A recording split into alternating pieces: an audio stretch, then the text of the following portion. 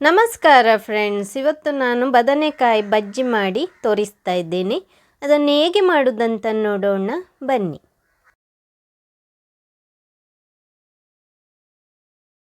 ಬದನೆಕಾಯನ್ನು ಹೀಗೇನೆ ಕಟ್ ಮಾಡಿಕೊಳ್ಬೇಕು.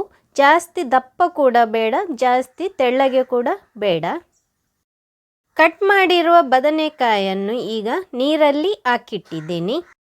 ನೋಡಿ, ನಾನಿಲ್ಲಿ ತೋರಿಸ್ತಾ ಇದ್ದೀನಿ. ಹೀಗೇನೆ ಕಟ್ ಮಾಡಿಕೊಂಡ್ರೆ ಆಯಿತು. ಅರ್ಧ ಟೀ ಸ್ಪೂನ್ನಷ್ಟು ಅರಶಿನ ಹುಡಿ ಮತ್ತು ಸ್ವಲ್ಪ ಉಪ್ಪು ಹಾಕ್ಕೊಂಡು ಸ್ವಲ್ಪ ಹೊತ್ತು ನೀರಿನಲ್ಲಿ ನೆನೆಸಿಡಬೇಕು. ಕಡಲೆ ಹಿಟ್ಟು 1 ಕಪ್ಪಿನಷ್ಟು ತಗೊಂಡಿದ್ದೀನಿ. ಈಗ ಅದಕ್ಕೆ ಮೆಣಸಿನ ಹುಡಿ ಹಾಕ್ಕೊಳ್ತಾ ಇದ್ದೀನಿ.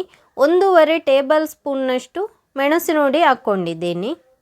ಧನಿಯಾ ಪೌಡರ್ 1 ಟೀ ಸ್ಪೂನ್ನಷ್ಟು, ಜೀರಿಗೆ ಪೌಡರ್ ಅರ್ಧ ಟೀ ಸ್ಪೂನ್ನಷ್ಟು, ಗರಂ ಮಸಾಲ ಪೌಡರ್ ಅರ್ಧ ಟೀ ಸ್ಪೂನ್ನಷ್ಟು, ಉಪ್ಪು ರುಚಿಗೆ ಬೇಕಾದಷ್ಟು, 1 ಟೀ ಸ್ಪೂನ್ನಷ್ಟು ಜೀರಿಗೆ ಹಾಕ್ಕೊಂಡಿದ್ದೇನೆ. ಈಗ ಇದಕ್ಕೆ ನೀರು ಹಾಕ್ಕೊಂಡು ಮಿಕ್ಸ್ ಮಾಡಿಕೊಳ್ಬೇಕು. ನೀರು ಒಮ್ಮೆಲೆ ಹಾಕ್ಕೊಂಡು ಮಿಕ್ಸ್ ಮಾಡೋದು ಬೇಡ, ಸ್ವಲ್ಪ ಸ್ವಲ್ಪ ಹಾಕಿ ಮಿಕ್ಸ್ ಮಾಡಿಕೊಂಡ್ರೆ ಆಯಿತು. ಮೆಣಸಿನ ಹುಡಿ ಹಾಕ್ಕೊಳ್ಳುವಾಗ ನಿಮಗೆ ಖಾರಕ್ಕೆ ಎಷ್ಟು ಬೇಕಂತ ನೋಡ್ಕೊಂಡು ಹಾಕಿದ್ರೆ ಆಯಿತು. ಕಡಲೆ ಹಿಟ್ಟನ್ನು ಕಲಸ್ಕೊಳ್ಳುವಾಗ ತುಂಬ ತೆಳ್ಳಗೆ ಇಡಬಾರ್ದು, ಹೀಗೇನೆ ಇಷ್ಟೇ ದಪ್ಪಕ್ಕೆ ಇಟ್ಟರೆ ಆಯಿತು. ನೋಡಿ, ನಾನಿಲ್ಲಿ ತೋರಿಸ್ತಾ ಇದ್ದೇನೆ, ಇಷ್ಟು ದಪ್ಪ ಇರಬೇಕು. ಈಗ ಇದಕ್ಕೆ ನಾವು ಕಟ್ ಮಾಡಿದ್ವಲ್ಲ ಆ ಬದನೆಯನ್ನು ಹಾಕ್ಕೊಳ್ಬೇಕು.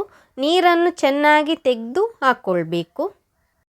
ಬದನೆಯನ್ನು ಬ್ಯಾಟರ್ನಲ್ಲಿ ಚೆನ್ನಾಗಿ ಮಿಕ್ಸ್ ಮಾಡಿಕೊಳ್ಬೇಕು. ನಿಮಗೆ ಈ ರೆಸಿಪಿ ಇಷ್ಟ ಆಗಿದ್ದರೆ ಲೈಕ್ ಮಾಡಿ, ಹಾಗೆಯೇ ಶೇರ್ ಮಾಡಿ. ಮಿಕ್ಸ್ ಮಾಡಿ ಆಗಿದೆ. ಈಗ ಎಣ್ಣೆ ಬಿಸಿಯಾಗಲಿಟ್ಟಿದ್ದೇನೆ. ಎಣ್ಣೆ ಬಿಸಿ ಆದ ನಂತರ ಇದನ್ನು ಫ್ರೈ ಮಾಡಲಿಕ್ಕೆ ಹಾಕ್ಕೊಳ್ಬೇಕು. ಬದನೆಕಾಯಿ ಫ್ರೈ ಮಾಡುವಾಗ ಗ್ಯಾಸ್ ಮೀಡಿಯಮ್ ಫ್ಲೇಮಲ್ಲಿಟ್ಟು ಫ್ರೈ ಮಾಡಿಕೊಳ್ಬೇಕು. ಈಗ ನೋಡಿ, ಒಂದು ಸೈಡ್ ಫ್ರೈ ಆದ ನಂತರ ನಾವು ಇದನ್ನು ತಿರುಗಿಸಿ ಹಾಕ್ಕೊಳ್ಬೇಕು. ಇನ್ನೊಂದು ಸೈಡ್ ಫ್ರೈ ಆಗಲು ಬಿಡೋಣ.